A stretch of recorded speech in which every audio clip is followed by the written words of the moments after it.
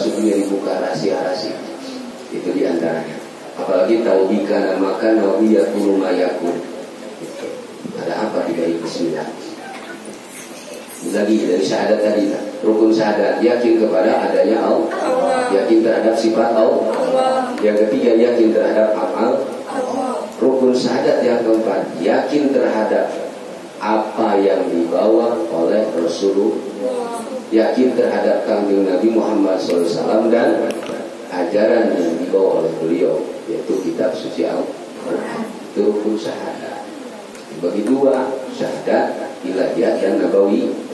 Poinnya itu kuat. Tadi kan mana buktinya orang yang sudah mulai kuat dalam syahadatnya? Satu, ma'rifat, semakin kenal dengan Allah. Gak bukan mau dijebak dan gak bakal bisa. Seperti kamu dibohongin, ada bapak, bukan bapak gua. Tuh bajunya merah, enggak bohong. Berbeda juga. Gak bisa dibohong. Terus apa lagi? Kedua, kalau udah kenal pasti itu cinta kepada Allah. Tuh. Kalau udah cinta, udah tumbuh, pasti merasakan apa kebaikan. Sering berterima kasih, syukur, ma'rifat, mahabbah, syukur. Itu hasil syahadat. Ma'rifat, mahabbah, syukur. Jadi orang yang sudah kuat syahadatnya, cara bersyukur kepada Nabi tiap hari kita baca Fatihah ila hadratin Nabi Mustafa Sayyidina Muhammad sallallahu alaihi. Ya Rasulullah, terima kasih. Jika bukan karena wasilahmu, mana mungkin saya bisa mengenal Allah. Jika bukan karena wasilahmu, mana mungkin saya bisa mengenal Al-Quran. Ke situ wasilahnya. Tapi kita hidup nggak di zaman Rasulullah secara dohir. Dan yang penyanyi Al-Quran itu oleh para sahabat, oleh para tabi'in, terus tabi'in, terus para guru kita. Terus jamil arwahi masyaihina. Terima kasih para guru-guru. Kalau bukan karena engkau, mana bisa saya kenal sama Allah. Itu namanya isop, tawasul ke situ. Syukur. Malam yaskurin nas, lam yaskuril. Orang yang nggak bisa berterima kasih kepada manusia, sulit berterima kasih kepada Allah. Sama hanya seorang santri yang susah diatur sama guru, bagaimana mau bisa maksimal taat ke Allah. Orang dibimbing sama guru aja masih nawar. Nah, syahadat, kuat syahadat. Di sini mantap melaksanakan hadis yang ini. Sholat 5 waktu, zakatnya dikeluarin, puasanya dikerjakan, haji berangkat. Manisa to'a ila isabila. Kalau nggak mampu haji bagaimana? Umroh. Kalau nggak mampu umroh, ya ziarah. Kemana? Ke para wali, ke para aulia, para ulama ziarah. Ziarah itu bukan nengok orang yang mati. Ziarah mah berkunjung kepada orang hidup, itu ziarah. Kalau nengokin orang yang sudah mati, mana namanya takziah. Kenapa ke makam wali disebut ziarah? Dan wali para aulia bukan nggak mati. Buktinya mati. Ya bakal disebut lagi. Orang mati mah nggak bakal disebut lagi. Kenapa? Udah jasadnya udah dikubur tapi disebut berarti masih hidup. Hakikatnya masih hidup. Itu. Jangan dikira longan main ke makam para aulia, di situ jasad itu para aulia lagi tidur begitu. Lagi ngejaga depan pintu, nungguin kita bertamu. Makanya kalau jarak ke para makam aulia itu jangan langsung duduk. Baca salam dulu.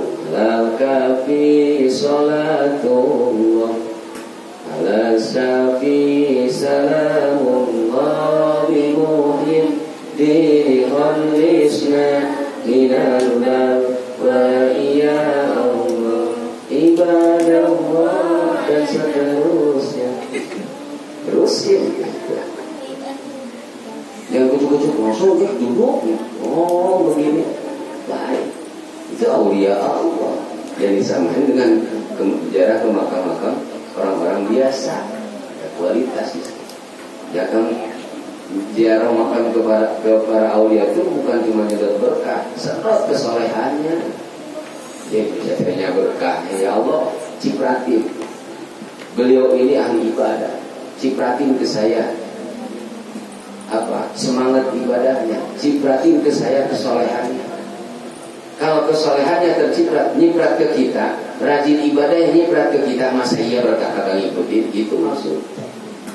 Walaupun para ulama itu bagian daripada sahibul barokah. Orang-orang yang punya keberkahan limpahan banyak dari Allah itu ya para ulama di antaranya. Tapi sumbernya bukan berkahnya, ambil. Ya Allah serta kesolehannya. Ya Allah engkau mampu menciptakan hamba sesoleh ini. Pengen ya Allah saya juga cipratin dong. Sedikit menurutmu, tapi ya Allah bukan sedikit menurut saya.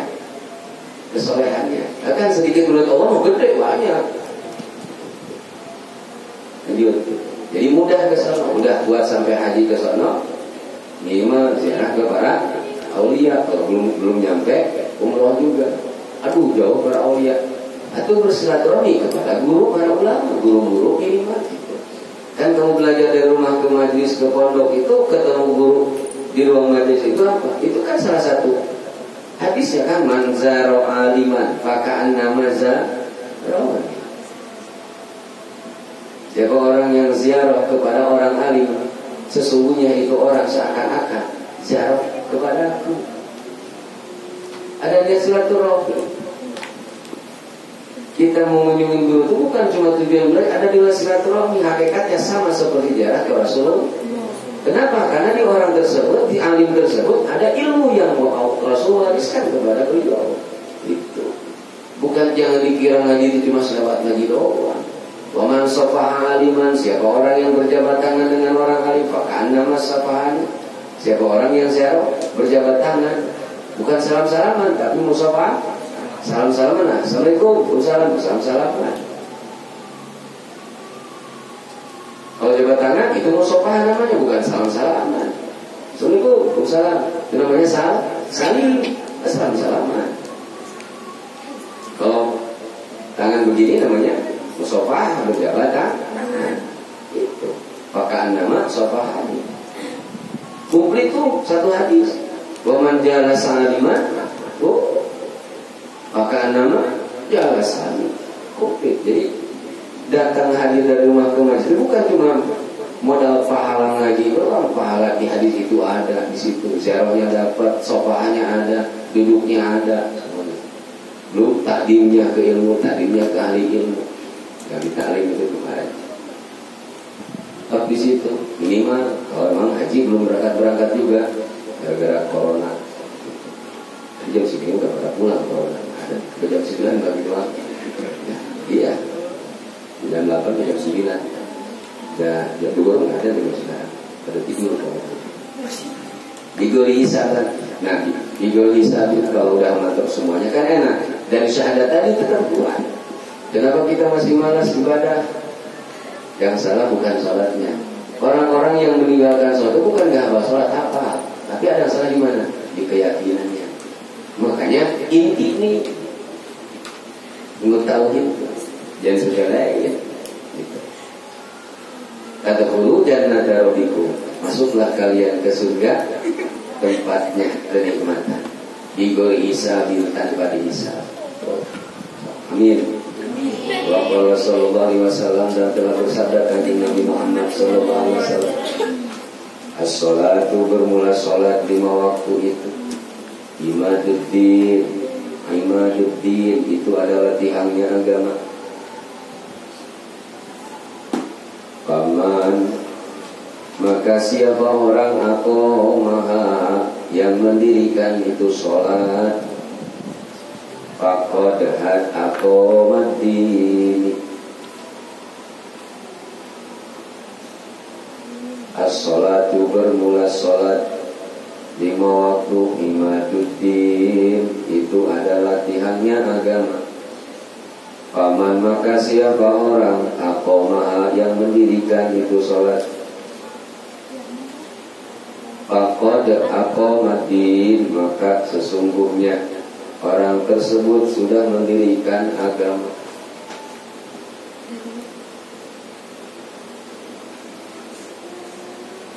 Waman tarokaha, waman dan siapa orang tarokaha yang ditarok, tarokaha yang meninggalkan. Waman dan siapa orang tarokaha, taroka yang meninggalkan ha terhadap itu sholat, faqad hadamati, maka sungguh dia telah merobohkan agamanya.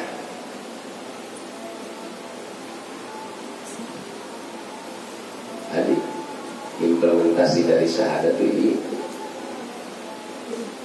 udah pas, harus segat syahadatnya, baca asyhadu alla ilaha illallah wa asyhadu anna muhammadar rasulullah. Udah baca syahadat hafal nggak tahu yang tadi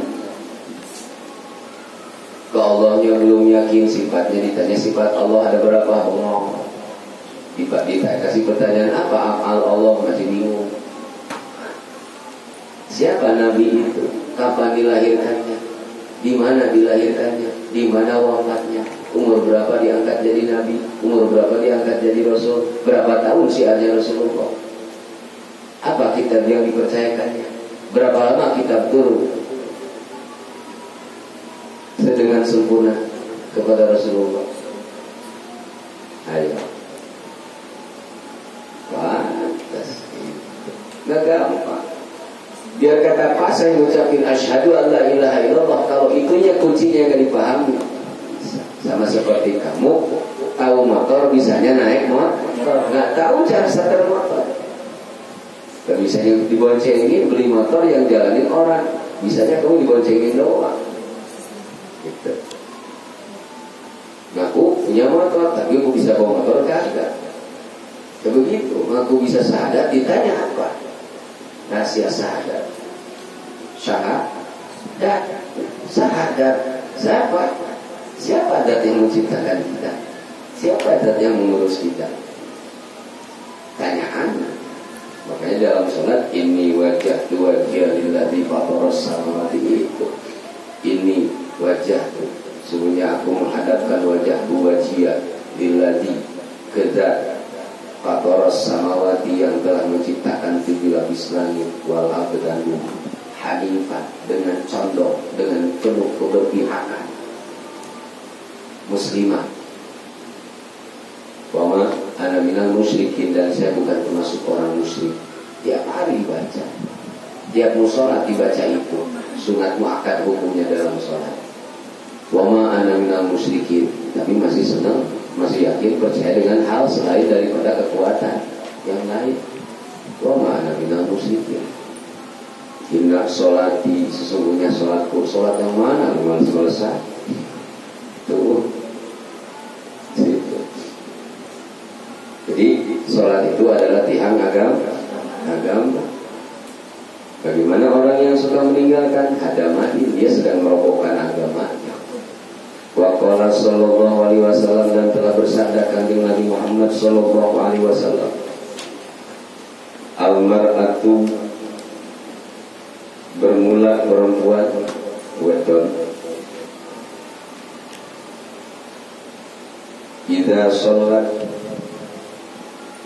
apabila sholat dia, khamsaha, terhadap sholat wajib 5 waktu,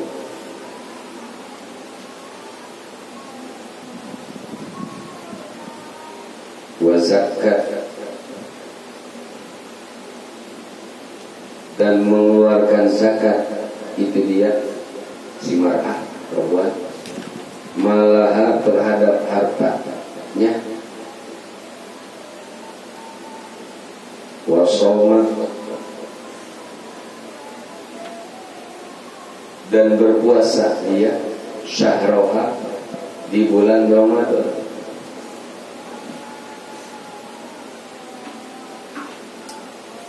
kecuali di saat datang haid dan sedang nifas.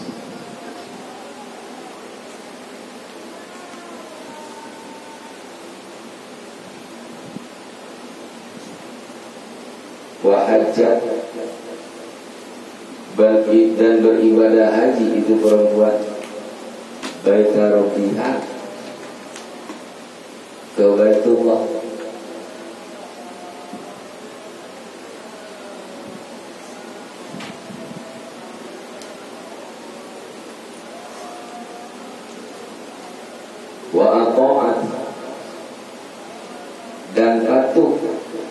itu si perempuan. Wa ta'at dan patuh itu si perempuan ba'laha terhadap suaminya.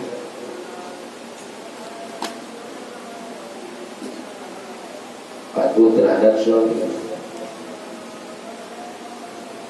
Yang mentang-mentang suami gak banyak ngomong, wah nyotos. Tetap ada hormat. Di antara dosa perempuan terhadap suami itu apa? Dosa apa? Hilangnya ta'zim, hilangnya rasa hormat. Diamnya suami bukan berarti si perempuan merubah setir. Tetap kendali dunia akhirat itu adalah suami. Nih, secara dohir yang paling berat tanggung jawabnya itu perempuan, bukan.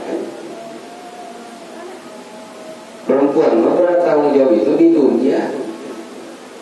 Kelihatan berat melahirnya doang. Di akhirat anak salah emang nuntutnya ke ibunya. Suami salah emang nuntut ke ibunya, ke istrinya. Enggak. Itu cara Rasulullah ngasih motivasi kepada para perempuan. Pada akhirnya tetap seorang bapak, seorang kepala keluarga yang paling berat tanggung jawab dunia akhirat. Di dunia dikekesak sama anak sama bini, biar apa? Kan anak bini pengen makan, pengen punya tempat, nafkah, banting tulang. Untungnya palanya gak dibanting, pulang dibanting-banting gimana mau kerja? Banting tulang. Apalagi di dunia kan jadi aib jika suami tidak bisa mencari nafkah. Di akhirat lebih aib lagi jika suami tidak mampu bertanggung jawab. Anak kebohong dosanya ke suami, ke si bapak. Istri ngebohong dosanya ke suami, kepala keluarga. Kaitan berat lah kita. Memang tanggung jawab seorang bapak itu cukup mempahin di akhirat. Anak gak becus ngaji di akhirat, biar kata bapaknya soleh. Anak kagak belajar ngaji, ditarik, Pak, kemana? Surga, tar dulu. Surga sendirian. Dulu kemana aja, Pak? Anak-anak yang ngaji, kenapa masnya gak ngasih tahu ngaji? Kagak nyuruh saya ngaji. Tuh, kasih. Banyak bapaknya rajin ibadah tapi anaknya bodoh amat, ya kan? Memang segitu doang. Berarti akhirat mau jadi lagi. Lu kemana kamu? Sementara amal ibadah pas-pasan, habis pakai nutupin dosa anak sama bini, belum tak?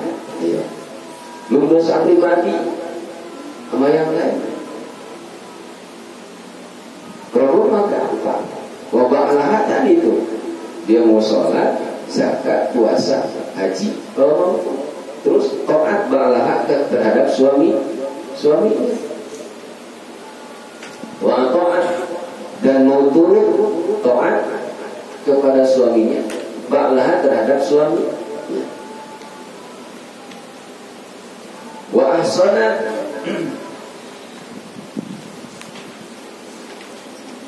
dan bisa menjaga itu perempuan farjaha terhadap goahirohnya.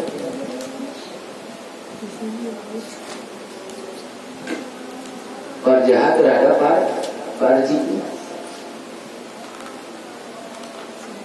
Tulis saja farji lah, bukan gitar namanya. Udah SMA. Tulis saya dulu. Udah SMA dia ngomong gimana dia di sini. Baru tahu. Wasonat dan bisa menjaga itu perempuan farjaha terhadap farji. Tadkhulu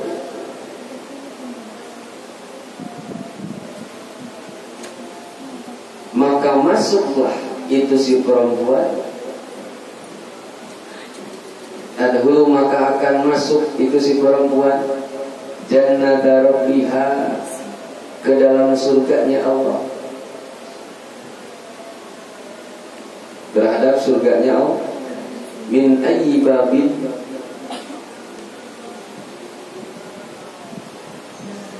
dari pintu mana saja, syarat yang dia pengen, yang dia mau.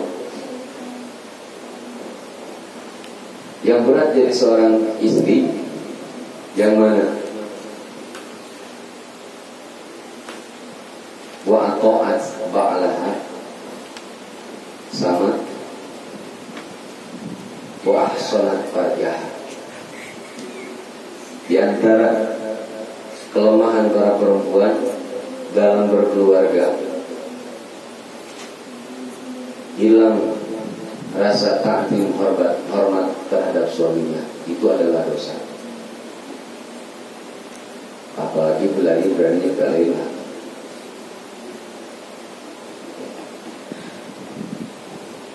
Nah, di akhirat dosa lu ditanggung sama suami lu nanti gitu. Di dunia aja masih, ya kan nyadar ke suami. Jangan dikira suami dia nggak banyak ngomong, terus lu bisa menjak-menjak. Awas, itu akan mengurangi keberkahan dalam keluarga.